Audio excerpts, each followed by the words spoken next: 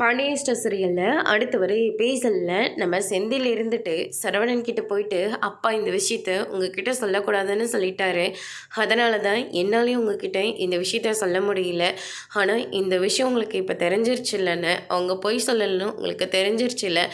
இப்போ கூடவா அவங்கள பார்த்து பேசணும் அப்படின்னு உங்களுக்கு தோணவே இல்லை அப்படின்னு சொல்லிட்டு கேட்கவும், இல்லை செந்தில் அவ்வளோ துரோகத்தை அவள் எனக்காக பண்ணியிருக்கா.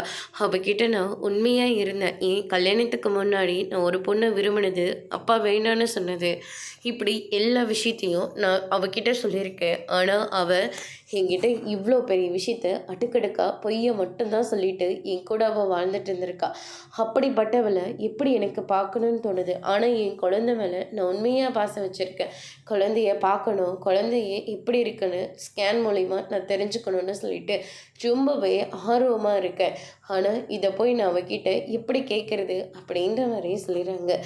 சரிடா, நான் கடையில் இரு, நான் கொஞ்சம் சவாரி கொடுக்க வேண்டியதாக இருக்குது, பொருளெல்லாம் கொஞ்சம் போய் நான் டெலிவரி பண்ணிட்டு வந்துடுறேன் அப்படின்னு சொல்லிட்டு செந்தில் சரவணன் பார்த்தீங்கன்னா வெளியில் கிளம்பி போயிடுறாங்க. நம்ம தங்கமயிலும் வேலையை முடிச்சுட்டு ரிட்டன் வந்துக்கிட்டு இருக்காங்க. தங்கமயிலை பார்த்த உடனே வண்டியை ஓரமாக போட்டுட்டு மயிலே அப்படின்ற மாதிரி சொல்லிக்கிட்டு இருக்காங்க. நீ ப்ரெக்னெண்ட்டாக இருக்குன்னு நீ ஏதோ விளையாட்டுக்கு தான் சொல்கிற, முன்ன மாதிரி என் கூட சேர்கிறதுக்காக சொல்கிற, வீட்டுக்கு வரதுக்காக சொல்கிறேன்னு சொல்லிட்டு நான் தப்பாக புரிஞ்சுக்கிட்டேன், என்னை மன்னிச்சிரு அப்படின்ற மாதிரி மன்னிப்பை வந்து கேட்டுறாங்க. அதோடு இன்னைக்கான பிரம்ம முடிச்சிருக்காங்க.